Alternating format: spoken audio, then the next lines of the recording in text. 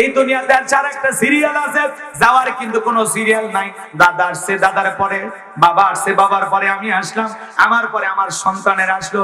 কিন্তু যাওয়ার বেলায় 7 বছরের দাদা বেঁচে থাকে, 18 বছরের নাতির বিদায় হয়। কথা বলেন ঠিক ঠিক না? এবার জানবো আমার যাওয়ার বেলা বাবা জীবিত থাকে, ছেলেটা বিদায় নাই, বাবার কাছে সন্তানের লাশ। এটা হলো দুনিয়ার সবচাইতে ভারী বোঝা। মিষ্টি খেলে মিঠা লাগে, নিম পাতা খেলে তিতা লাগে। যারা ইমানদার এদের মৃত্যুটা হবে মিঠা। মায়ের কোলে শিশু দুধ পান করতে করতে ঘুমের মধ্যে যেমন চলে যায়, ইমানদারের মৃত্যু তেমনি ভাবে হবে ভাই, টেরও পাবে না। বলুন আল্লাহু আকবার। আর যারা বেঈমান নাফরমান আল্লাহর অবাধ্য গোলাম, যারা পাপাচার বদকার গুনাহগার, এদের মৃত্যু হবে চোখগুলো বড় বড় করে দেখেন না, পেশাব পায়খানা করে যায়, মৃত্যুর 6 মাস আগে জবানটা বন্ধ হয়ে যায়। শরবত বানাইয়া চামচ দিয়া মুখের ভিতরে তুলে দেয়, গালসি বেয়ে পড়ে যায়, খাওয়ার শক্তি থাকে না। মৃত্যুর যন্ত্রণা কত কঠিন রে যুবক, তুমি কি মনে করেছো মরবা না? মৃত্যুর সময়টা নির্ধারিত, তুমি আমি কেউ জানি না। 1 সেকেন্ড আগেও কারো মৃত্যু হবে না, 1 সেকেন্ড পরেও কারো মৃত্যু হবে না। ঠিক নির্ধারিত সময়ে তোমার আমার মৃত্যুর ঘটনা ঘটে যাবে। যুবক রে, মৃত্যু থেকে পালানোর কোনো রাস্তা খোলা নাই। ভালো করে বোঝার চেষ্টা করবেন। আমি গুনাহগার, আপনাদের উদ্দেশ্যে যে কথাটা বলতে চাই গভীর মনোযোগ দিয়ে শুনবেন। বাদশা বখতিয়ার জেলখানায় আল্লাহর পয়গম্বরও বন্দী। করতেছেন আল্লাহ যদি কাউকে সম্মান দেয়, জেলখানায় বন্দী থাকায় অবস্থাও দিতে পারে কিনা? এই যে পাকিস্তানের সাবেক প্রধানমন্ত্রী ইমরান খান, কথা কোন ঠিক কিনা? জেলখানায় আছে, নানান মামলায় তাকে জেলখানায় ঢুকানো হয়েছে। আজকে আবার যখন বলে দেখতেছে ইমরান খানের প্রার্থীদের রাজনৈতিক ভাবে রেজাল্টটা খুবই ভালো, জয়ী হওয়ার সম্ভাবনা আছে, একদিনে 14 মামলা থেকে জামিন দিয়ে দিছে। কথা কয় না? এই বেচারার উপরে অনেক নির্যাতন করা হচ্ছে। কথা কোন ঠিক কিনা? যিনি বর্তমানে আছেন তার চাইতে কিন্তু ইমরান খান 1000 গুণে ভালো। কথা কোন ঠিক কিনা? বলা যায় না, জেলখানা থেকে বীরের বেশি আল্লাহ তাআলা তাকে বের করে পাকিস্তানের আবারও প্রধানমন্ত্রী বানায় দিতে পারে। কথা বলেন ঠিক কিনা?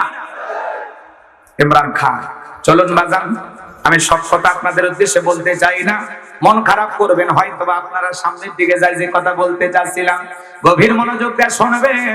আল্লাহ নবী তার উম্মতদেরকে ডেকে বলে, কই গেল তোমাদের সুন্দরী নারী, কই গেল ভালো থাকার দিন, কই গেল তোমাদের অহংকার?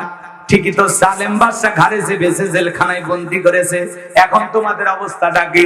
পয়গম্বরের উম্মতরা ডেকে বলে, নবী গো, আপনার কথা যা দিবালোকের মতো সত্য হবে, এত তাড়াতাড়ি আপনার কথার রেজাল্ট আমরা পাবো, এটা তো আমরা কখনো ভাবি নাই। আপনার কথাই সত্য হয়ে গেছে নবী গো, যা করেছি অতীতে ভুল করেছি, এখন আমরা ভালো হতে চাই, এক আল্লাহর ইবাদত করতে চাই, আপনি যা বলবেন আজ থেকে আমরা তাই শুনবো। বলুন আল্লাহু আকবার। আল্লাহ নবী দানিয়েল ডেকে বলে, শোনো, যদি তোমরা সত্যি তওবা করে আল্লাহর পথে ফিরে আসতে চাও, তাহলে আজকে রাত 12টার পরে আমি যখন আল্লাহ বলে ডাক দেব, আমার সাথে তোমরা সবাই ঘুম থেকে জাগ্রত হয়ে আল্লাহ বলে ডাক দিবা। একমাত্র আল্লাহ তাআলাই পারেন আমাদেরকে বাদশা বখতিয়ার জেলখানা থেকে বের করে দিতে। নবী দানিয়েল সাল্লাম রাত 12টার পরে আল্লাহ বলে ডাক দিয়েছেন। একটু জবান ছেড়ে সবাই বলেন তো আল্লাহ। আর একটু জোরে বলেন আল্লাহ। আল্লাহর জিকির করতে মনে চায় না, আল্লাহকে ডাকতে কি মনে যায় না? বাজানকে একটু মনোযোগ দিয়ে গুনাহগারের কথাগুলো শুনে যান, যে কথা বলতে চাচ্ছিলাম। ভালো কাজে আপনি মানুষকে সহযোগিতা করবেন, দেখবেন আল্লাহ আপনার সম্মান বাড়ায় দিবে। ওই যে আপনার মালয়েশিয়ার একজন দ্বীনের দায়ী, মানবতার ফেরিওয়ালা যাকে বলা হয়, এবিট লিউ, নাম শোনেননি? আল্লাহর বান্দা বিশ্ব ইজতেমায় হাজির। বলুন আল্লাহু আকবার। মানুষটা খুবই সহজ সরল দেখতে, চেহারাটা মাশাআল্লাহ। আল্লাহর বান্দা এবিট লিউ সুন্দরভাবে বিশ্ব ইজতেমায় এসেছেন, দাওয়াত দিতেছেন, এখানে এসে মানুষকে রান্না করে খাওয়াইতেছেন। গরিব দুঃখী মানুষের খবর নাই, ছোট ছোট বাচ্চাদের কাপড়, শরীরের শীতের কাপড় পোশাক কিনে দেয়। এই জন্য এবিট লিউকে মানবতার ফেরিওয়ালা বলা হয়। আল্লাহর বান্দা নাইট ক্লাবে পর্যন্ত যায়, দাওয়াত দেয়। কথা কয় না? নাইট ক্লাব পর্যন্ত আপনারা, যেখানে নর্তকীরা নাচানাচি করে, মদের বার, যেখানে মদ বিক্রি হয়, নায়িকারা নাচানাচি করে, অশ্লীলতা হয়, ডাইরেক্ট সেখানে ঢুকে পর্যন্ত আল্লাহর এই বান্দা এবিট লিউ দাওয়াত দেয়। বলুন আল্লাহু আকবার। খুব সুন্দর ভাবে মানুষকে দাওয়াত দেন, পতিতালয়ে পর্যন্ত ঢুকে সেখানে মানুষকে দাওয়াত দেয়। আল্লাহর বান্দা এই বিডলিও মানবতার ফেরিওয়ালা বলা হয়। তিনি এখন বিশ্ব ইস্তেমায় বলুন আল্লাহু আকবার। দিল থেকে আল্লাহর বান্দার জন্য দোয়া করতেছে। ভাবে তাম পৃথিবীতে যত মানবতার ফেরিওয়ালা আছে, দিনের দায়ী আছে, যারা সঠিকভাবে মানুষকে দাওয়াত দিতে চায়, আল্লাহর পথে আহ্বান করে, আল্লাহ পাক তাদের দাওয়াতি জিন্দেগিকে কবুল করুন। জোরে বলুন আমিন। এজন্য আল্লাহ রাব্বুল আলামিন বলেন, কুনতুম খায়রা উম্মাতিন উখরিজাত লিন-নাস তা'মুরুনা বিল মা'রুফ ওয়া তানহাউনা আনিল মুনকার। আমার আল্লাহ ডেকে বলেন, তোমাদেরকে উত্তম জাতি বানাইলাম, ভিআইপি বানাইলাম, মর্যাদা সম্পন্ন বানাইলাম। তোমাদের কাজ হলো দুইটি। এক নাম্বার হলো সৎ কাজের আদেশ দাও, নিজেরাও ভালো কাজ করো, মানুষদেরকে ভালোর পথে আহ্বান করো। আল্লাহু আকবার বলেন। নিজেরা অসৎ কাজ করবা না, নিজে অসৎ কাজ থেকে বিরত থাকবা, মানুষকে অসৎ কাজ থেকে বিরত রাখার দরকার আছে না নাই? আমার আল্লাহ ডেকে বলেন, ওয়ামান আহসানু কাওলাম মিম্মান দাআ ইলাল্লাহি ওয়া আমিলা সালিহান ওয়া ক্বালা ইন্নানি মিনাল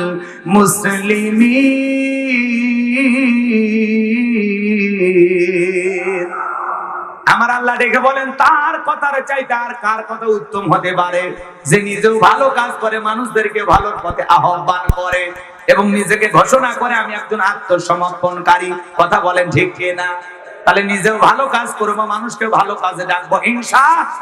তাহলে এই বিডলিও মানবতার ফেরিওয়ালা আল্লাহর গোলামের জন্য দিল থেকে দোয়া আসে। কেমন মানুষ নিজের হাতে রান্না করে গরিবের মুখে খাবার তুলে দেয়, ছোট ছোট বাচ্চাদেরকে শীতের পোশাক কিনে দেয়, মানুষের সাথে মেশে, নাইট ক্লাবে দাওয়াত দেয়, পতিতালয়ে দাওয়াত দেয়। আল্লাহর বান্দা দাওয়াত দিতে তার কখনো কৃপণতা নাই। যেখানে খারাপ কাজ দেখে, অশ্লীল কাজ দেখে, আল্লাহর বান্দা সেখানে যায়, মানুষকে দ্বীনের কথা বলে, আল্লাহর ভয় দেখায়, আখিরাতমুখী কথা বলে, সুন্দর করে দাওয়াত দেয়। চিৎকার মেরে বলুন আল্লাহু আকবার। এমন দাওয়াতি গুণ আমাদের ভিতরেও থাকার দরকার আছে না নাই? তাহলে আমরা ভালো কাজ দেখলে উৎসাহ দেব, ভালো কাজে সহযোগিতা করব, ভালোর পথে মানুষকে ডাকবো, অন্যায় দেখলে বিরোধিতা করব। কথা বলে ঠিক কিনা? রাগ করেছেন মনে হয়? কষ্ট মনের মধ্যে নেবেন না। যে কথা বলতে চাচ্ছিলাম মনে হয় ভুলে গেছেন। আল্লাহর নবী দানিয়েল আলাইহিস সালাম জেলখানা থেকে রাত 12টার পরে যখন আল্লাহ বলে ডাক দিয়েছেন, পয়গম্বরের সঙ্গে ৭০,০০০ উম্মত আল্লাহ বলে ডাক দিয়ে জাগ্রত হয়েছেন।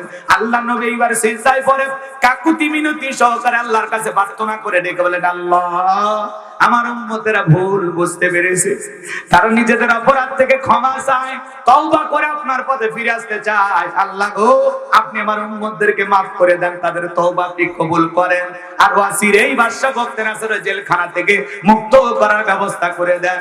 নবী যখন কেঁদে কেঁদে উম্মতদেরকে নিয়ে দোয়া করে, আমার আল্লাহ ডেকে বলে, ও নবী দানিয়েল আর কান্নাকাটি করতে হবে না, আমি আল্লাহ দোয়া মঞ্জুর করে নিলাম, ওয়াসির এই বাদশা বখতে নাসরের জেলখানা থেকে বের করার, মুক্ত করার ব্যবস্থা করে দেব। বলুন আল্লাহু আকবার। এইবার বাজান গো আমার, রাত্রি বেলায় বাদশা বখতে নাসরকে আল্লাহ রাব্বুল আলামিন এমন একটা মারাত্মক ভয়ঙ্কর স্বপ্ন দেখায়। ওই স্বপ্ন দেখা মাত্রই বাদশা বখতে নাসর ঘুম থেকে চিৎকার মারে উঠছে। আশেপাশে লোকজন এসে চেহারার দিকে তাকাইয়া ডেকে বলেন, নেতা গো এত জোরে চিৎকার মারে উঠলেন, ব্যাপারটা বুঝতে পারলাম না। ডেকে বলে, শোনো, চেহারা দেখে বোঝো না, আমি একটা স্বপ্ন দেখেছি, সেই স্বপ্ন দেখার কারণে আমি আতঙ্কিত। আমার চেহারার মধ্যে দেখুন, আমার চেহারাটা শুকে গেছে। এদেশের যত স্বপ্নের তাবির কারক আছে, যারা স্বপ্নের ব্যাখ্যা বলতে পারে, তাদেরকে আমার দরবারে হাজির করো। আমি বাদশা স্বপ্নে কি দেখেছি এই কথা তাদেরকে বলবো, আর তাদের কাছ থেকে স্বপ্নের ব্যাখ্যাটা আমি জানতে চাই। এইবার হাজার হাজার মানুষ পরের দিন সকালবেলা বাদশা বখতে নাসরের দরবারে হাজির হয়ে গেল। এইবার বাদশা বখতে নাসর যখন তার স্বপ্নের কথাগুলো প্রকাশ করতে যাবেন, ওই মুহূর্তে বাদশা বখতে নাসরের মাথার মেমরির মধ্যে থেকে যত কথা আছে সবগুলো কথা নিয়ে যায় আল্লাহর নবী দানিয়েল আলাইহিস সালামের মাথার মেমরির মধ্যে আল্লাহ সেভ করে দিলেন। বলুন আল্লাহু আকবার। পয়গম্বরের মাথা এদিক খেয়াল করেন, বাদশার মাথার ভিতরে স্বপ্নের যত কথা আছে সব কথাগুলো নিয়ে যায় আল্লাহ তাআলা তার পয়গম্বরের মাথার মেমরির মধ্যে সেভ করে দিলেন। একটা মোবাইলে যা আছে শেয়ারের মাধ্যমে আরেকটা মোবাইলে পার করা যায় কিনা? এই যুবক যায় কিনা? তো বাদশার মাথায় স্বপ্নের যত কথা আছে সবগুলো কথা নিয়ে যায় নবীর মাথার ভিতরে ঢুকায়া দিলেন। তিনি কে? এইবার বাদশা বকতে নাসর যখন স্বপ্নের কথা বলতে যাবে, গতকাল রাত্রে কি যেন স্বপ্ন দেখলাম আর বলতে পারে না। এইবার বাজান গো আমার কওমের মানুষেরা, জাতির মানুষদের সামনে বাদশা বকতে নাসর ডেকে বলে, শোনো গতকাল রাত্রে স্বপ্নে কি দেখেছি। মুহূর্তের মধ্যে ডায়লগটাকে পরিবর্তন করে ডেকে বলে, শোনো গতকাল রাত্রে স্বপ্নে কি দেখেছি সেই কথাও তোমাদেরকে বলতে হবে, স্বপ্নের ব্যাখ্যাও তোমাদেরকে বলতে হবে। জনগণ ডেকে বলে, বাদশা তো পাগলামি কথা, স্বপ্ন দেখেছেন আপনি, আমরা কিভাবে বলবো? বলেন তো বাজান, বাদশার স্বপ্নের কথা জনগণ কি জানে? আরো জোরে বলেন, জানে? বাদশার স্বপ্নের কথা জনগণ জানা তো দূরের কথা, স্বামী স্ত্রী এক খাটে ঘুমায়, ঘুমের মধ্যে আপনি স্বামী স্ত্রী ঘুমাচ্ছেন একই বিছানায়, স্বপ্নে আপনার বউ আপনাকে বাদ দিয়া আর একটা ছেলের হাত ধরে যদি ঝিনাইদহ শহরে ঘোরাফেরা করে, কথা কয় না, আপনি যদি টের পাইতেন কি করতেন? এক কূপ মারতেন। বাপরে বাপ, শরীরে শক্তি বেশি। তার মানে আপনার বউ স্বপ্নে আর একটা ছেলের হাত ধরে করে, কিন্তু আপনি জানেন না, মানে আপনার বউয়ের স্বপ্নের কথা আপনি জানেন না, জানতে পারেন। আবার আপনি আপনার বউকে বাদ দিয়ে আর একটা মেয়েকে নিয়ে পার্কে ঘোরাঘুরি করতেছেন, ফুচকা খাওয়াইতেছেন, কথা খায় না, রাগ করেছেন মনে হয়? যুবকেরা এরকম করে কিনা?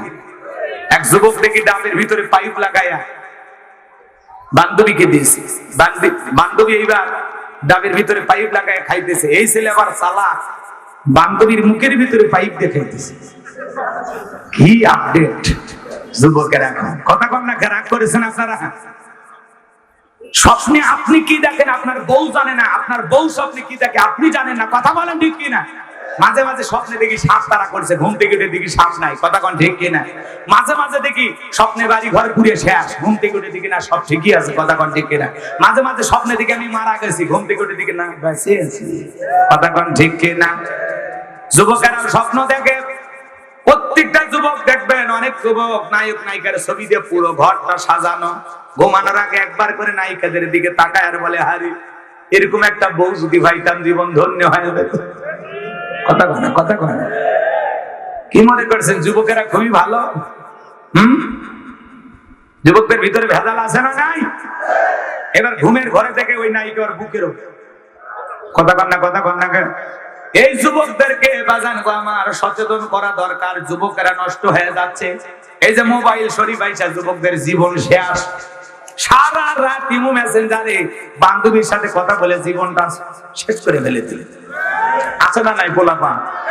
আপনাদের এলাকার ছেলে পেলে অবশ্য ভালো, এরা মোবাইলে কথা বলে না, আছে না নাই? যুবক আছে না নাই? সারা রাত হ্যালো খাইছো, জান ঘুমাইছো, কি করো?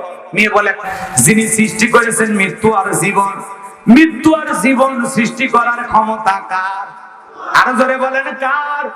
এরপরে আল্লাহ তাআলা বলেন, লিয়াবলুয়াকুম আইয়ুকুম আহসানু আমালা, আমি আল্লাহ পরীক্ষা করে দেখবো আমলের দিক দিয়ে কার আমল কত বেশি ভালো, কার আমল কত বেশি উত্তম। বলুন আল্লাহু আকবার।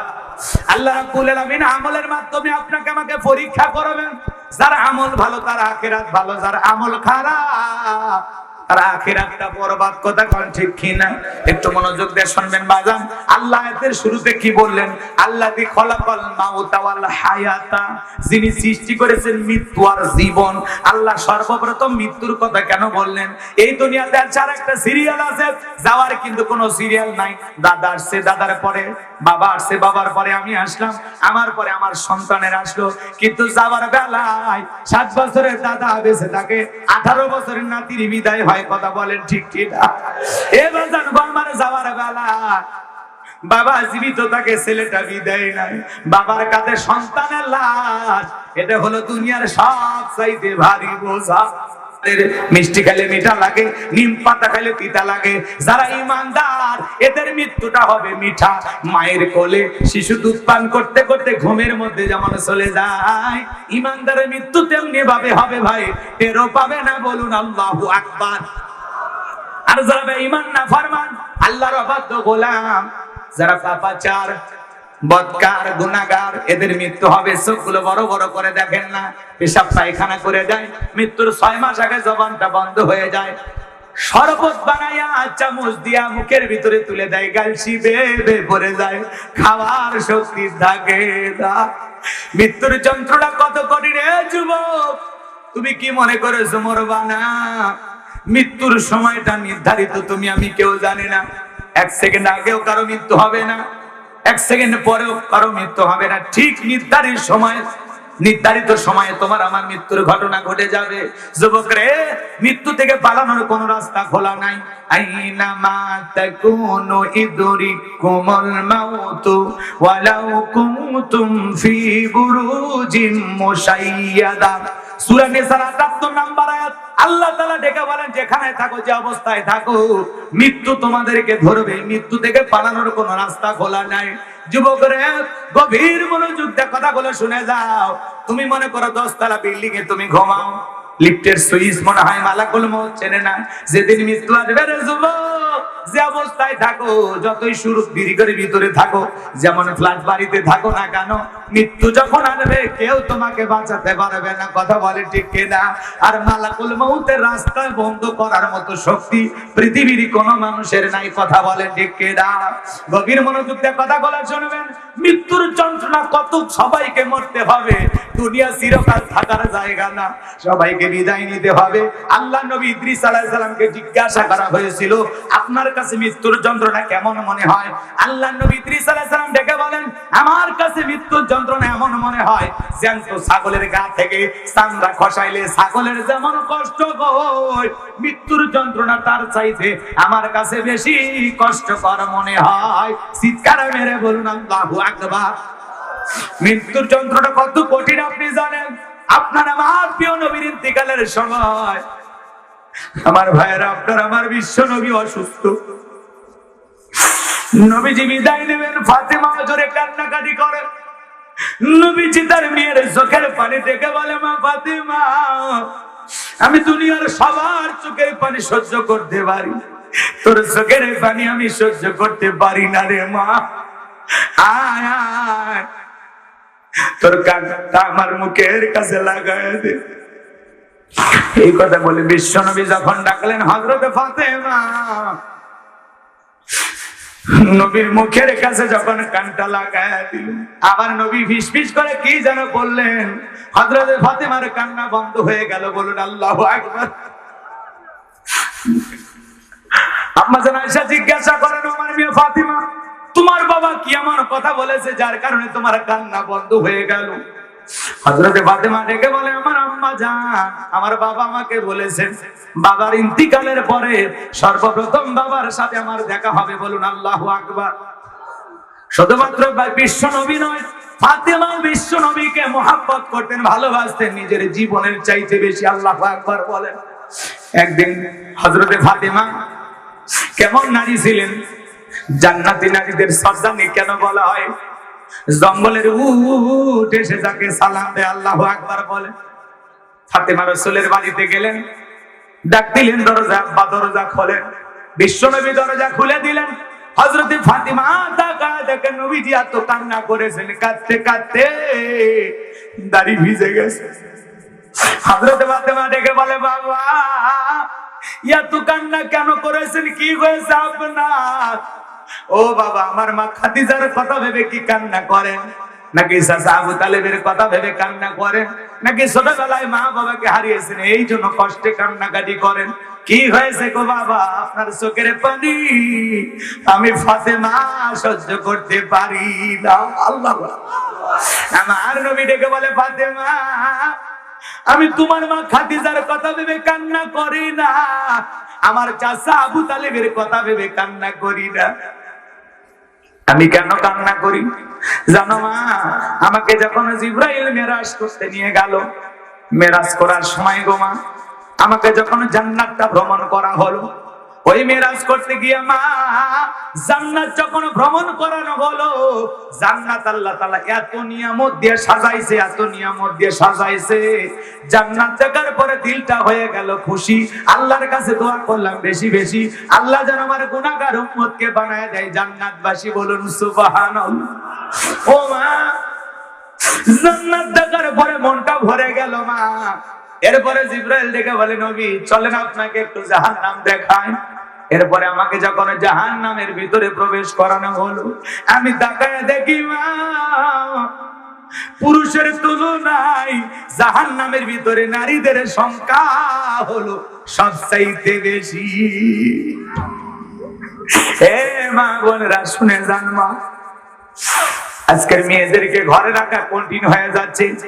ওই যে ঢাকা শহরে 3টা কিশোরী, ছোট্ট মেয়ে, বয়স খুব একটা বেশি না, 3 জন মেয়ে একসাথে বাড়ি থেকে পালিয়েছে বিটিএস এর সন্ধানে। বিটিএস কারা? যুবক তোমরা বোঝো, যারা সমকামী থেকে প্রমোট করে, যারা নোংরা শ্রেণীর মানুষ, যারা গান বাজনার মাধ্যমে অশ্লীলতা ছড়ায়। প্রত্যেকটা অভিভাবক কান্নাকাটি করে, 11 দিন হয়ে গেল 3টা মেয়ে নিখোঁজ। বিটিএস এর সন্ধান খোঁজার জন্য, তাদের অনুসারী হওয়ার জন্য এরা বাড়ি থেকে বের হয়ে গেছে। আজকের বাচ্চাদের হাতে আপনি মোবাইল দিয়েছেন, ও মোবাইলে কি দেখে আপনার একটু খবর রাখার দরকার আছে না নাই? জোরে বলেন, দরকার আছে না নাই? এই মেয়ে 3টা ঢাকা শহরে বাড়ি, মতিঝিল এলাকায় বাড়ি, ঘর ছাড়া হয়েছে বিটিএস এর সন্ধান করার জন্য। এই যে দক্ষিণ কোরিয়ার ভিতরে এটা প্রমোট করেছে যুবকেরা বেশি, যারা দেখতে নারীও না পুরুষও না, এমন প্রকৃতির ছেলে। কথা কয় না? কথাকে বোঝা গেল? আবার দেখতে মেয়ে মানুষ, ছেলেদের মতো ভাব পোশাক পরে ঘোরে। এদের একটা বিশাল একটা গ্যাং আছে, পার্টি আছে, পুরো পৃথিবীতে এদের সদস্যরা বৃদ্ধি করতেছে, বিভিন্ন দেশেরা সফর করতেছে। সাদা চামড়ার দল, এদের অন্তরে নোংরামি শয়তানি দিয়ে ভরা। আপনার সন্তান যদি এদের ফাঁদে পা দেয়, আপনার সন্তান বিপদগামী হয়ে যাবে। এজন্য এখনো সময় আছে, বাচ্চাদেরকে কন্ট্রোল করবেন। এই যে বিটিএস এর কোন প্রোগ্রাম ওদেরকে দেখতে দেবেন না। বাচ্চারা মোবাইল এগুলো দেখতে দেখতে ওদের আশেক হয়ে গেছে, পাগল হয়ে গেছে। ওরা ওদেরকে সন্ধান করে, ওদের মতো জীবন যাপন করতে চায়। ওরা যেরকম উশৃঙ্খল, কারো কথা শোনে না, লাফালাফি করে, পুরো পৃথিবী সফর করে, ঘোরাঘুরি করে, এরাও ঠিক এইভাবে এরা চলতে চায়। কথা কি বুঝতে পেরেছেন? এরা মুক্ত একটা জীবন চায়, এরা বিয়ে করতে চায় না, সংসার করতে চায় না, এরা সমকামিতাকে প্রমোট করে, নানান ধরনের মানুষকে এরা নোংরা পথ দেখাইতেছে। এজন্য আপনার সন্তানকে মানুষের মতো মানুষ বানাইলে এই নোংরা অশ্লীল ভিডিও দেখা থেকে ওদেরকে বিরত রাখা লাগবে। ওদের কোনো চ্যানেলের নিউজ দেখা যাবে না, ওদেরকে সংবাদ, ওদের কোনো সংবাদ আপনার বাচ্চার কানে দেওয়া যাবে না। আপনার বাচ্চা মোবাইলে কার ভিডিও দেখে, কার ভিডিও দেখে, আপনাকে একটু খবর নেওয়ার দরকার আছে না নাই? ওই বাচ্চাদের ভিডিও দেখে আর মহিলারা, মা বাবা সবাই কান্নাকাটি করতেছে, সন্তানদেরকে খুঁজে পাইতেছে না। আরেকটা ছেলে দেখলাম, ওদেরকে নাকি উদ্ধার করা হয়েছে। চিন্তা করেন, বিটিএস এর ভালোবাসা দেখায় থেকে 3টা মেয়ে ঘর ছাড়লো, বাড়ি ছাড়লো। আপনার সন্তান যদি ওদের ফাঁদে পা দেয়, এই সন্তানগুলো বিপদগামী হয়ে যাবে। এই জন্য সন্তানের হাতে মোবাইল দেবেন না, টেলিভিশন দেখতে দেবেন না। বাচ্চাদেরকে একটু কন্ট্রোলে রাখার দরকার আছে না নাই? আর দিলেও ভালো জিনিস দেখে না, খারাপ জিনিস দেখে, একটু খবর নেওয়ার দরকার আছে না নাই? 11 দিন হয়ে গেল ওরা ঘর ছাড়া, বাড়ি ছাড়া। ভালো করে চিন্তা করেন কতটা আশেক হয়ে গেছে। ভালো করে বোঝার চেষ্টা করবেন বাজান, যে কথা বলতে চাচ্ছিলাম। বিশ্ব নবী ডেকে বলে, মা ফাতেমা, আমি তাকায়া দেখি জাহান্নামী নারীদের সংখ্যাই বেশি। এক শ্রেণীর নারীদের চুলের মুঠিগুলো আসমানের দিকে তুলে ধরা হয়েছে, পা থেকে মাথা পর্যন্ত জাহান্নামের আগুন দাউ দাউ করে জ্বলতেছে। গরম পানি যেরকম থকবক থকবক করে, ওদের শরীরটা জাহান্নামের আগুনে তেমনি ভাবে জ্বলতেছে। ওদের চিৎকারে মানে আসমান জমিন ভেঙে পড়বে। মা, আমি একবার তাকাইয়া আর তাকাইতে পারলাম না। জিবরাইলকে ডেকে বললাম, ভাই জিবরাইল, এই সমস্ত নারীদের কি অপরাধ, কেন তাদেরকে এভাবে শাস্তি দেওয়া হয়? জিবরাইল ডেকে বলেন, নবী গো, এই সমস্ত নারী তো তারাই যারা দুনিয়াতে মাথায় কাপড় দিত না, বেপরদায় চলাফেরা করতো, স্বামীর কথা মানতো না। এই জন্য এই সমস্ত নারীদেরকে এইভাবে জাহান্নামের আগুনে জ্বালানো হইতেছে। হযরতে ফাতেমা ডেকে বলে, বাবা, এই যদি হয় জাহান্নামী নারীদের শাস্তি, আমি ফাতেমা আজ থেকে আরো বেশি করে পর্দার গুরুত্ব বাড়াবো। এই কথা শোনার পরে হযরতে ফাতেমা পর্দার গুরুত্ব বাড়াইতে চাইল না। ওই ঝিনাইদহের মহেশপুরের মা বোনেরা যারা গোলাম রব্বানির আলোচনা শুনতেছেন, মা অনুরোধের ভাষায় বলে দিয়ে যায়, মা হযরতে ফাতেমা জান্নাতি নারীদের সর্দারনি হওয়ার পেছনে 1 নাম্বার বড় কারণ হলো হযরতে ফাতেমা সবচাইতে বেশি পর্দার প্রতি গুরুত্ব দিতেন। বলুন আল্লাহু আকবার। মৃত্যুর আগ পর্যন্ত তিনি পর্দার কথা চিন্তা করেছিলেন। আল্লাহু আকবার বলেন। ওইদিকে কথা বলতে গেলে লম্বা হবে, রাত বেশি হবে, আমি বেশি রাত আলোচনা করতে চাই না। আপনাদের উদ্দেশ্যে যে কথা বলতে চাচ্ছিলাম, মা বলদেরকে অনুরোধের ভাষায় বলবো, মা পর্দা করবেন, পর্দা করবেন, আল্লাহর এই ফরজ বিধানটা মেনে চলবেন। বিশ্ব নবীর ইন্তেকালের সময় যে কথা বলতে চাচ্ছিলাম একটু মনোযোগ দিয়ে শোনেন। জিবরাইল দরজায় ডাক দিয়ে বিশ্ব নবীকে সালাম দিলেন, আসসালামু আলাইকুম ইয়া রাসূলুল্লাহ, ইয়া হাবিবাল্লাহ, হুজুর নবী গো, আজকে আসমান থেকে আমি একা আসি নাই, আমার সাথে আর একজন ফেরেশতা এসেছেন, তার নাম হলো মালাকুল মাউত। যেই ফেরেশতা দুনিয়ার কারো বাড়িতে প্রবেশের অনুমতি চায় না, আপনার অনুমতির অপেক্ষায় আমরা দাঁড়িয়ে আছি। বিশ্ব নবী ডেকে বলে, মা ফাতেমা দরজা খুলে দাও। দরজা খুলে দেওয়া হলো। মালাকুল মাউত আর আজরাইল আর জিবরাইল প্রবেশ করলেন।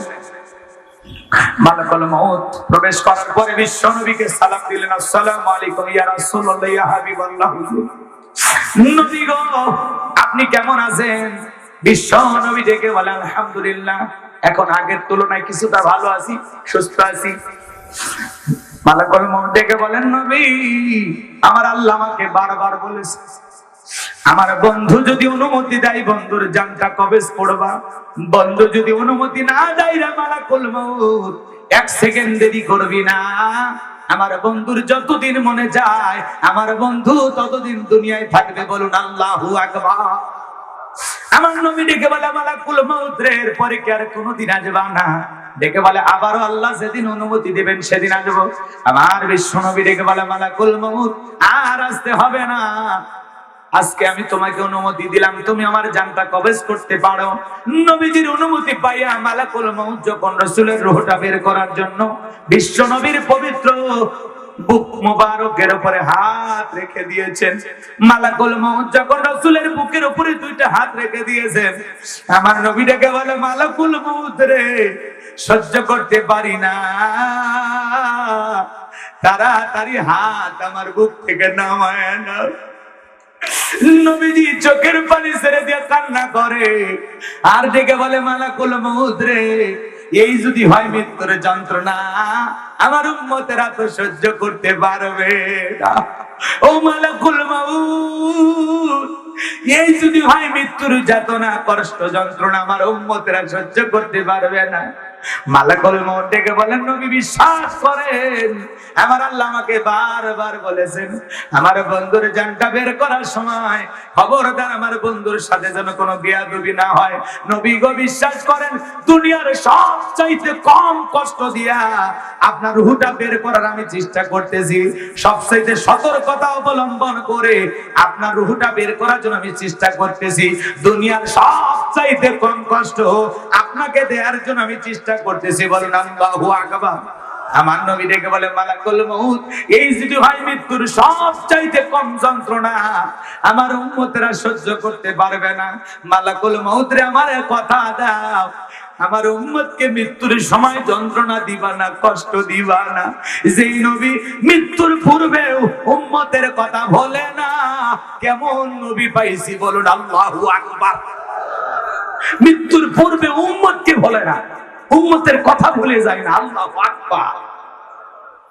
মালাকুল মাউত ডেকে বলেন, নবী, আপনাকে আমি কথা দিলাম, আপনার উম্মতের মধ্যে যারা আপনার রেখে যাওয়া আদর্শ মোতাবেক চলবে, আল্লাহর বিধান মোতাবেক চলবে, নবী গো, যারা হবে নেককার, তাদের জানটা বের করার সময় আমি ইহসান করব, সবচাইতে কম কষ্ট তাদেরকে আমি দেব। এরপরে যখন দ্বিতীয়বার বিশ্ব নবী অনুমতি দিলেন, মালাকুল মাউত যখন দ্বিতীয়বার রাসূলের রূহটা বের করার জন্য হাত রেখে দিয়েছেন, আমার নবী আবারও কেঁদে ডেকে বলে, মালাকুল মাউত, সহ্য করতে পারি না রে, তাড়াতাড়ি হাতটা আমার বুক থেকে নামায় নাও। আমার নবী কেঁদে কেঁদে বলে, মালাকুল মাউত, আমার কাছে মনে হয় পাহাড় আমার বুকের উপরে চেপে ধরা হয়েছে। বিশ্ব নবীর কাছে মৃত্যুর যন্ত্রণা যদি এমন কষ্টকর মনে হয়, হে যুবক, তোমার আমার মৃত্যু হবে। দুনিয়া কিন্তু চিরকাল থাকার জায়গা না। নবীর কাছে মৃত্যুর যন্ত্রণা যদি এমন কষ্টকর হয়, তোমার আমার মৃত্যুর যন্ত্রণা কত কঠিন হবে। মৃত্যুর সময় আসার আগে প্রস্তুতি গ্রহণ করার দরকার আছে না নাই? যুবক রে, তুমি 7 দিনের সফরের জন্য যদি কক্সবাজারে চলে যাও, তোমার একটা ব্যাগ থাকে, ব্যাগের ভিতরে প্রয়োজনীয় কাপড় থাকে, প্রেমিকার ডায়েরি থাকে, মোবাইল চার্জার থাকে। কিন্তু যুবক রে, 7 দিনের সফরের জন্য তোমার যদি একটা ব্যাগ লাগে, পরকাল সফরের শুরু আছে, শেষ নাই। যেই কবরের জিন্দেগির দিকে তুমি আমি রওনা করেছি, আজ হোক কাল হোক সবাইকে কবর পথের যাত্রী হতে হবে। যুবক রে, ওই কবরে যাওয়ার আগে তুমি মনে করো তোমার একটা আমল নামার ব্যাগ তুমি রেডি করতেছো। যুবক রে, দেখো তো এই ব্যাগের ভিতরে নামাজ আছে কিনা, রোজা আছে কিনা, হজ আছে কিনা, যাকাত আছে কিনা, দান খয়রাত আছে কিনা, পিতামাতার খেদমত করেছো কিনা, বিবির হক আদায় করেছো কিনা, সন্তানদের হক আদায় করেছো কিনা, মাতা পিতার হক আদায় করেছো কিনা, পাড়া প্রতিবেশীর হক আদায় করেছো কিনা। যুবক রে, মৃত্যু আসার আগে, আল্লাহর কাছে হিসাব দেওয়ার আগে 2টা মিনিট বালিশে মাথা রেখে একটু চিন্তা করো, আজকে যদি মৃত্যু হয়, পরকালে জীবনে কি নিয়ে রওনা করেছি, কি জবাব দিব আল্লাহর কাছে? দুনিয়া চিরকাল থাকার জায়গা না, বাল তুসিরুনাল হায়াতাদ দুনিয়া ওয়াল আখিরাতু খায়রু ওয়া আবকা। আমার আল্লাহ ডেকে বলে, তোমরা দুনিয়ার জীবনকে প্রাধান্য দিচ্ছ, অথচ দুনিয়ার জিন্দেগিগুলো ক্ষণস্থায়ী, আখিরাতের জিন্দেগিগুলো চিরস্থায়ী। যুবক রে, সেই চিরকালের জিন্দেগির জন্য, কবরের জন্য, পরকালের জন্য তোমাকে আমাকে নেক আমল করে কবরে যাওয়ার দরকার আছে না নাই? কারা কারা নেক আমল করতে চান, 2 হাত তুলে আমার আল্লাহকে একবার দেখান। আল্লাহ আমাদের সবাইকে নেক আমল করার তৌফিক দান করুন। জোরে বলুন আমিন। 5 ওয়াক্ত সালাত আদায় করব তো ইনশাআল্লাহ। আল্লাহ আমাদের সকলের জীবনকে নেক আমলের মাধ্যমে পরিবর্তন করার তৌফিক দান করুন। কোরআন সুন্নাহ মোতাবেক চলার তৌফিক দান করুন। পরকালমুখী চিন্তা ভাবনা করে বাকি জিন্দেগি কাটানোর তৌফিক দান করুন। সবাইকে সিরাতাল মুস্তাকিমের প্রতীক হিসাবে আল্লাহ কবুল করুন। জোরে বলুন আমিন।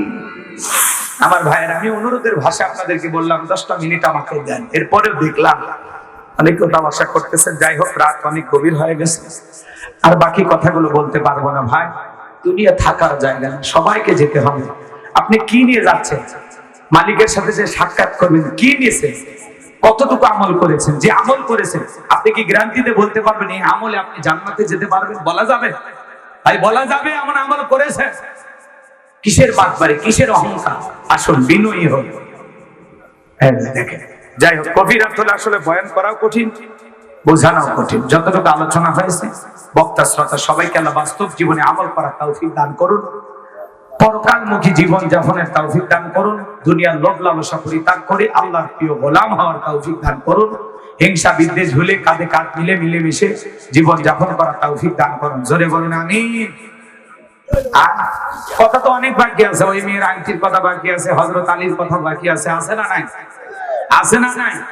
এখন আপনারা যদি না শুনেন, আমি কি জোর করে শোনাবো? না,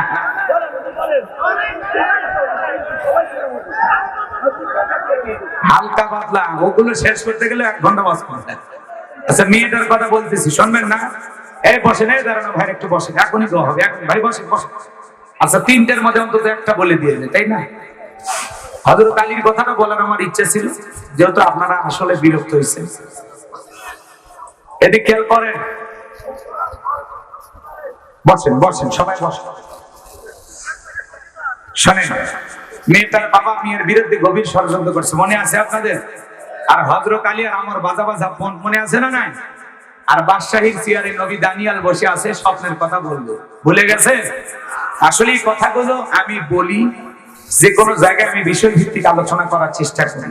এজন্য অনেকের কাছে, যেহেতু আজ মাহফিল লিখেছিলাম, আমি সব দিক চিন্তা ভাবনা করে মনে করলাম যে একটা কথা বলে মানুষকে বোঝানোর চেষ্টা করি। কিন্তু আসলে বাস্তবতার আলোকে সবাই তো সব বোঝেন, কথা কয় নাকি? একটা ভেলেন মিশা সদাগর নাম আপনারা শুনেননি কিনা? কথা কয় না, কথা কয় না, নাম শুনছেন আপনারা? এই যে মিশা সদাগর অভিনেতা ভেলেন, ও বিশ্ব ইস্তেমার মাঠে গেছে, কথা কয় না? ভেলেন সিনেমায় অভিনয় করে, ও বলতেছে পরকালের ভয় আমার ভিতরেও আছে। মিশা সদাগর বলতেছে আমার অন্তরে পরকালের ভয় আছে, আমি সিনেমা করি, অন্য জগতের মানুষ। তারপরে যখন বিশ্ব ইজতেমা হয়, এই ভালো কাজে আমার আজকে আমার মনটা ছুটে আসে। আমি 3 দিন শুটিং বন্ধ করে নাটক সিনেমা বাদ দিয়া 3 দিনের জন্য ইজতেমায় হাজির হয়েছি। মনে মনে ভেবেছি আল্লাহর কাছে আমি আল্লাহর প্রিয় হতে চাই, আল্লাহর প্রিয় গোলাম হতে চাই। যাই হোক, দিন শেষে আমি একজন মুসলমান, আমি একজন আল্লাহর বান্দা। এই ভয়ে আমি ইজতেমার মাঠে হাজির হয়েছি। এর ওসিলায় আল্লাহ যদি আমাকে মাফ করে। চিন্তা করেন, একজন সিনেমার অভিনেতা মিশা সদাগর 5 ওয়াক্ত নামাজ পড়ে, আল্লাহর বান্দা ইজতেমার মাঠে হাজির হয়েছে। বিশ্ব ইজতেমার মাঠে একজন অভিনেতা নাটক সিনেমা করে, তার মনের মধ্যে মাঝে মাঝে আল্লাহর ভয় জন্ম হয়। আর আমাদের সমাজের এমন মানুষ আছে মিশা সদাগরের চাইতে ঈমান বেশি খারাপ। কথা কয় না কেন? মিশা সদাগর মাঝে মাঝে তো নামাজ পড়ে, আল্লাহর বান্দা বিশ্ব ইজতেমার মাঠে হাজির হয়ে গেছে, বলতেছে আমার অন্তরে পরকালের ভয় আছে। এই যে 3 দিন এই জায়গায় সময় কাটালাম, আল্লাহ যদি এরও ছিল আমাকে মাফ করে। আল্লাহর কাছে মাফ চাওয়ার আশায়, নিজের গুনাহ মাফের আশায় আল্লাহর কাছে একজন সিনেমার অভিনেতা মিশা সদাগর সেও ধরা দেয়। আর যুবক, তোমাকে পায়ে ধরে হাতে ধরে অনুরোধের ভাষায় বলি, চলো মসজিদে যাই, নামাজ আদায় করি, কোরআন পড়ি, জীবনটাকে পরিবর্তন করি, নেক আমল দিয়ে সাজাই, পরকালমুখী চিন্তা করি, আখিরাতমুখী চিন্তা করি। এরপরে আপনি আমি পরিবর্তন হই না। কথা বলেন ঠিক কি না? এই যে মানুষের দুনিয়াবি চিন্তা ভাবনায় পাগল হয়ে গেছে, এইজন্য আল্লাহ বলেন আলহাকুমুত তাকাসুর হাত্তা যুরতুমুল মাকাবির। এই দুনিয়ার প্রাচুর্যের প্রতিযোগিতা, সম্পদের প্রতিযোগিতা, লোভ লালসার প্রতিযোগিতা মানুষকে পাগল বানাইছে। কথা বলে ঠিক কি না? এই মানুষের লোভ লালসা থামবে কখন? হাত্তা যুরতুমুল মাকাবির, যেদিন আপনার আমার মৃত্যু হবে, যেদিন আপনি আমি কবরে যাব, এই কবরের মাটি যেদিন আপনার আমার মুখের ভিতরে ঢুকবে, সেদিনই দুনিয়ার লোভ লালসা স্বাদ আশা মিটে যাবে। কথা বলে ঠিক কি না? এজন্য ভাইয়েরা আমার, আসুন মৃত্যু আসার আগে, মসজিদের মাইকে আপনার নাম এলান জারি হওয়ার আগে নিজেকে পরিবর্তন করুন, খাঁটি মুসলমান হওয়ার চিন্তা করুন। আল্লাহর গোলাম হয়ে আমরা মরতে চাই। কথা বলে ঠিক কি না? পরের দিন সকালবেলা জেলেরা নদীতে মাছ পেয়েছে, আল্লাহর বান্দি, ভালো করে বোঝেন, কথা মনে আছে? কথা বলা যায়। আচ্ছা, মাছ পাইলে মানুষ কি ধনী লোকের বাড়িতে নিয়ে যায়, জেলেরা না গরিবে? ধনী। বলেন কি? ওই এলাকার উনি ছিল সব সাইডে ধনী। বাজান গো আমার, এইবারে জেলেরা ওই ব্যক্তির কাছে বিক্রি করেছে। আল্লাহর বান্দা মাছটা কেনার পর মেয়েটাকে ডেকে বলে, মা সুন্দর করে মাছটা রান্না করো, বন্ধু বান্ধব নিয়ে আমরা খাবো। বলেন আল্লাহু আকবার। এবার জানবো আমার, এইবার আল্লাহর বান্দি মেয়েটা বিসমিল্লাহির রহমানির রহিম বইলা মাছটা নিয়ে কাটা শুরু করেছে। বলেন আল্লাহু আকবার। মেয়েটা বিসমিল্লাহ বলে মাছটা কাটতেছে। আমার মা, আপনার আমার মা বোনেরা কি এখন বিসমিল্লাহ পড়ে? কথা কয় না? রাগ করতেছেন আপনারা? বিসমিল্লাহ পড়ে না। স্টার জলসা জি বাংলা রিমোট চালু কইরা, টেলিভিশন চালু কইরা, রিমোট দিয়ে টেলিভিশন চালু কইরা তরকারি নিয়া, বোঝেন না? স্টার জলসা জি বাংলা দেখে আর ওই তরকারি কোটে। এই জন্য রান্না বান্নার কোনো স্বাদ নাই। কথা বলে ঠিক কিনা? কোনদিন লবণ দিতে ভুলে যায়, হলুদ দিতে ভুলে যায়, আর স্বামীর উপর উল্টে গরম নাই। কোন দোকানের হলুদ কেন? 1 চামচ দিয়েছিলাম, তাও রং হয়নি। এদিকে ওই শালির দিবেরই মনে নাই। কথা কোন ঠিক ঠিক না? এরকম আছে না নাই? স্টার জলসা জি বাংলা বর্তমানে নারী সমাজকে ধ্বংসের দিকে নিয়ে যাচ্ছে, ক্রিমিনালি শিখাইতেছে। এগুলো দেখে স্বামীরা কিভাবে পরকীয়া প্রেম করা যায় আসে না? হ্যাঁ। আবার স্বামীকে শ্বশুর শাশুড়ির কাছ থেকে কিভাবে আলাদা করা যায়, আবার স্বামীকে কিভাবে ঘুমের বড়ি খাওয়ায়া দুনিয়ার থেকে বিদায় করা দেওয়া যায়, এরকম ষড়যন্ত্র শিখতেছে। কথা কোন ঠিক কিনা? এজন্য বাজান স্টার জলসা জি বাংলা এগুলো বন্ধ করা দরকার আছে না নাই? এই কেরণ মালায় আখি পাখি দেখা মা বোনেরা চরিত্রহীন হয়ে যাচ্ছে, স্বামীর কথা শোনে না, এরা উল্টো মেজাজ দেখা। স্বামী যদি বলে এইদিকে আসো, যাওয়া যাবে না, নিজের কাজ নিজে করো, আমি একটু টেলিভিশনে সিরিয়াল নিয়ে ব্যস্ত। আছে না নাই? স্বামীর খেদমত উঠে গেছে। আল্লাহ মা বোনদের হেদায়েত দান করুন। জোরে বলুন আমিন। আরো জোরে বলুন আমিন। তবে ঝিনাইদহের মানুষ এগুলো দেখে না। এলাকা অবশ্য ডিজেল লাইন চালু হয়নি এখনো, ভারতের বর্ডারের কারণে নেটওয়ার্ক কম পায়। এদিকেও আছে ডিজেল লাইন, আপনারা দেখেন, মা বোনেরাও দেখেন। মাশাআল্লাহ, ভালো, খুবই ভালো। রাগ করেছেন মনে হয়? বাজান গমার লম্বা হবে, লম্বা করবো না, সংক্ষিপ্ত কথা বলে দেওয়া যায়। এইবার মেয়েটা বিসমিল্লাহির রহমানির রহিম বলে মাছটা কাটা শুরু করে দিল। মাছের পেটের ভিতরে পাইছে আংটি। আল্লাহু আকবার বলেন। এবার আংটিটা পাইয়া বিসমিল্লাহির রহমানির রহিম বলে পকেটের মধ্যে রেখে দিয়েছে। বাজান গো আমার, বন্ধু বান্ধব নিয়ে বাবা খাওয়া দাওয়া শেষে মেয়েটাকে যখন বলে মা বাসার সে আংটিটা কোথা, মেয়েটা বিসমিল্লাহির রহমানির রহিম বলে আংটিটা বের করে দিয়েছে বাবার হাতে। বাবা হাতে আংটিটা পাওয়া মাত্রই বলতেছে অসম্ভব, অসম্ভব, আমি নিজের হাতে তোমার পকেট থেকে আংটি নিয়ে যাই নদীতে ছুঁড়ে মারছি, তুমি আংটি পাইলে কোথায়? তখন বলতেছে বাবা আমি এমন এক আল্লাহর ইবাদত করি যে আল্লাহ তার বান্দা বান্দিকে বিপদে ফেলে তামাশা দেখে না। আল্লাহু আকবার বলে।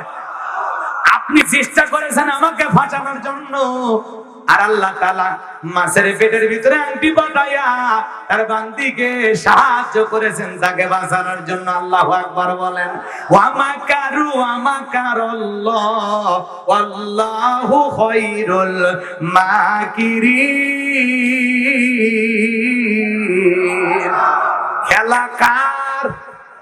আপনি যদি আল্লাহর হতে পারেন, আল্লাহর সাহায্য কোন দিক দিয়ে আসবে আপনি নিজেও জানবেন না। কথা কোন ঠিক কিনা?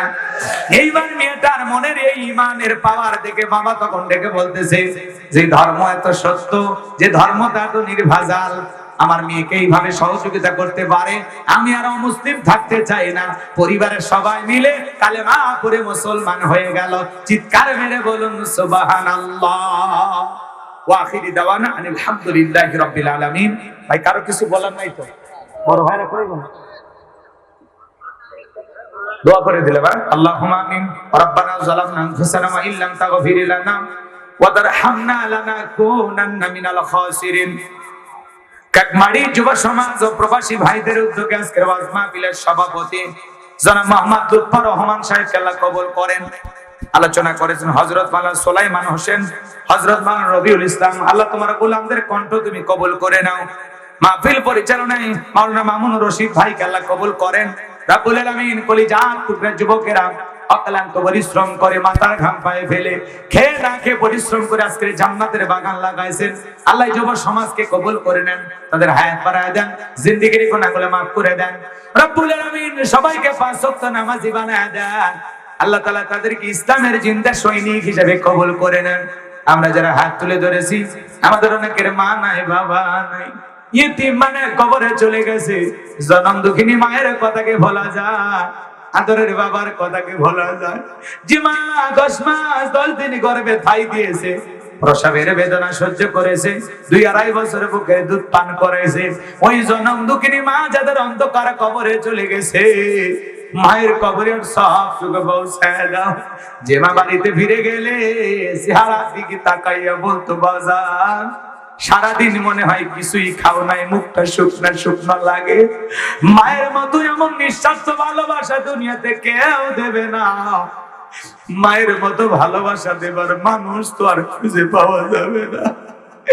রব্বুল আলামিন ওই জনম দুঃখিনী মা যাদের অন্ধকারে কবরে চলে গেছে, আদরের বাবা মাথার ঘাম পায়ে ফেলে ব্যবসা বাণিজ্য করে বাড়ি ঘরে জায়গা জমি সব দিয়ে কবরে ঘুমাইছে, ওই বাবার কবরের সবটুকু পৌঁছায় দাও। বাবার কবরে জান্নাতের বাগান বানায় দাও। রব্বির হামহুমা কামা রাব্বায়ানি সগীরা ওয়া কুর রব্বির হামহুমা কামা রাব্বায়ানি সগীরা। আমাদের আত্মীয় স্বজন পাড়া প্রতিবেশীদের অন্ধকার কবরে চলে গেছে, মাফ করে দেন, কবরগুলো জান্নাতের বাগান বানায় দেন। রব্বুল আলামিন পিতামাতা যাদের বেঁচে আছে, পিতামাতার খেদমত করে তাদের মুখে হাসি ফোটান, জান্নাত অর্জন করার তৌফিক দিয়ে দেন। আমরা যারা হাত তুলে ধরেছি, তাকায় দেখো কত দাড়ি পাকা মুরব্বীরা হাত তুলেছে, যুবকেরা হাত তুলেছে, হাজী সাহেবেরা হাত তুলেছে, আলেম ওলামা হাত তুলেছে, ছোট ছোট মাসুম বাচ্চারা হাত তুলেছে, পর্দানিশী মা বোনেরা হাত তুলেছে। যারা হাত দোকানা পছন্দ হয় সে হাতের বদলে আজকের কবুল আর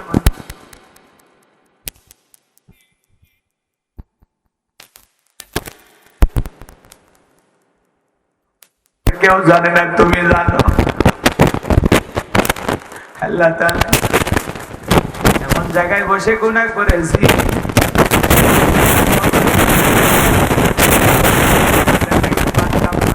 গাফফার, আমরা গুনাহগার, তুমি মনিব, আমরা সবাই তোমার গোলাম।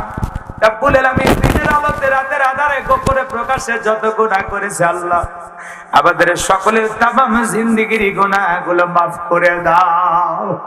যত গুনাহ করছি মাবুদ মোরা জীবনে মাফ করে দাও তুমি মাবুদ, নিজে গুনে আদর করে বান্দা আল্লাহ মোদের বানাইয়া কেমনে দিবা জাহান্নামে ফেলিয়া, এ জীবনে না করিলাম বন্দেগি, গুনাহ করে কাটাইলাম জিন্দেগি, তওবা করে আবার তওবা ভাঙ্গিলাম, অবশেষে খাঁটি তওবা করিলাম।